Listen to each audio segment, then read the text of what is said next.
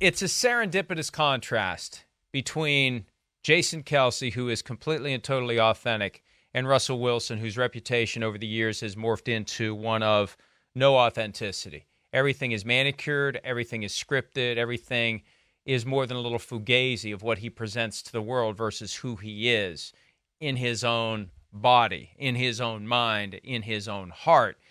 And one of the things that could help him here, all he does is catch touchdowns. All he does is kiss babies. You get that wake-up call like Chris Carter got for entirely different reasons when he was released by the Eagles. Entirely different reasons. But teams always prefer that a guy gets the wake-up call that allows him to unlock a higher level of performance without having to give up on him, because they want that higher level of performance to happen with them. Could this be, and I don't know the answer to the question, this is all rhetorical. I got you. Right.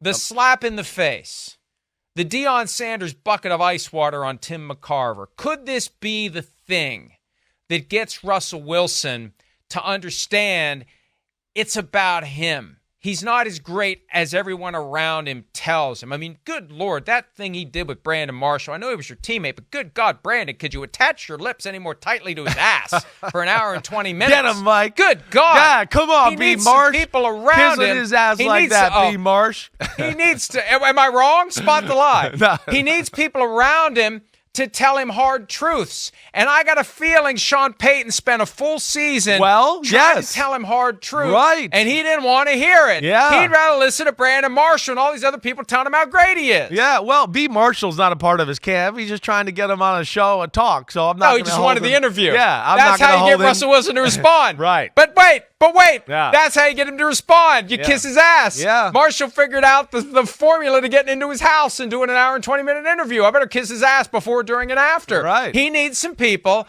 who are going to tell him like it is, and he's got to respond to it. He can't just shut down. My guess is Sean Payton tried to push every button on Russell Wilson, and his response in that situation is serenity now and withdraw within himself and not have any of it register.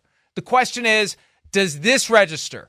Does this moment, does this pack your shit and leave moment wake him up, wake him up and get him to become the guy that he thinks he is? Man, that's the question.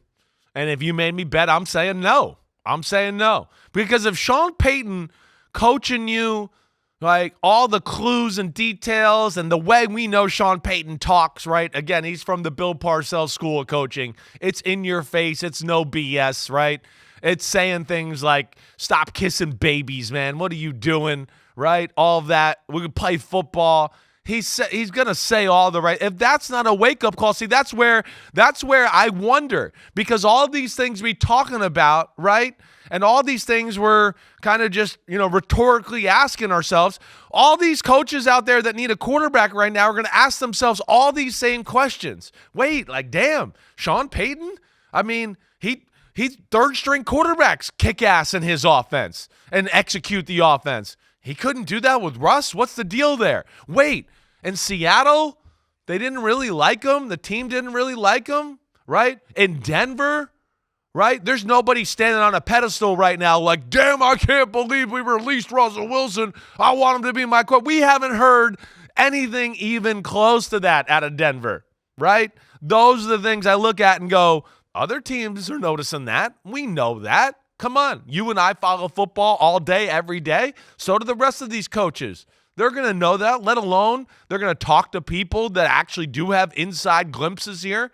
That's where I sit here and I just go, I mean, I'm really interested to see where it goes with Russell Wilson. Who's going to roll the dice on him? Who's going to get him? Because there is a part of it. You get Russell Wilson, he's there. It's the media. It's all the fanfare. Oh, he won a Super Bowl, all that. He's going to disrupt your current quarterback situation when he comes in. And yet, is he good enough to where you just want to roll out the red carpet and go, here you are, you're the starting quarterback for our team, right? That's to me going to be, very, very interesting to watch over the next month.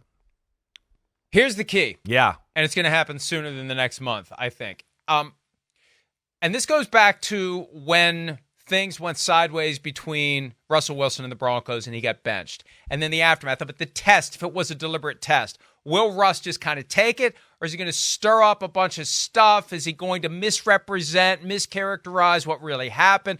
All that stuff came out. He had a lot of people talking on and off the record. He had a lot of people talking, agent and publicist and all this stuff. People I didn't even know were in the mix with all this. Sense I got back then was if they cut him, he will take the league minimum of $1.21 million, stick the Broncos for the balance of the $39 million he's fully guaranteed, and go to the Raiders. Now, the Raiders might not want him, but that's the most obvious, spiteful, I'm going to go to the other team in your division that probably needs a quarterback, and I'm going to play for them, and I'm going to stick it to you, so there. I'm not sure the Raiders want him. You listen to Antonio Pierce, and there's reports they want to trade up from 13 in the draft. He doesn't want a Band-Aid solution. He wants a young guy that comes in and becomes a 10 to 15-year starter. That's right. So take them off the board. Right. And does Russell Wilson really seem like an Antonio Pierce type of guy anyways? You know, I would say no. I don't try to put Antonio words in his mouth or anything. But, you know, I know Antonio a little bit. I played against him.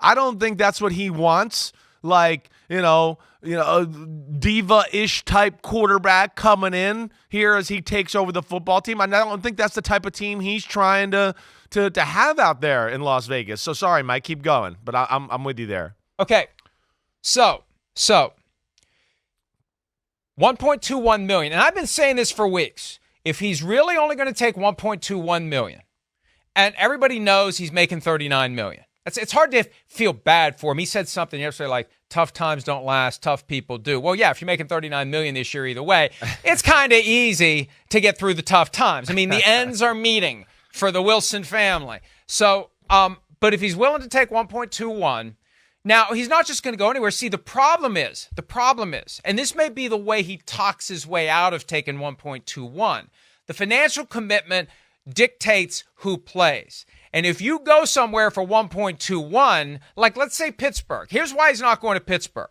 You go to Pittsburgh, they're not going to say, you're the starter.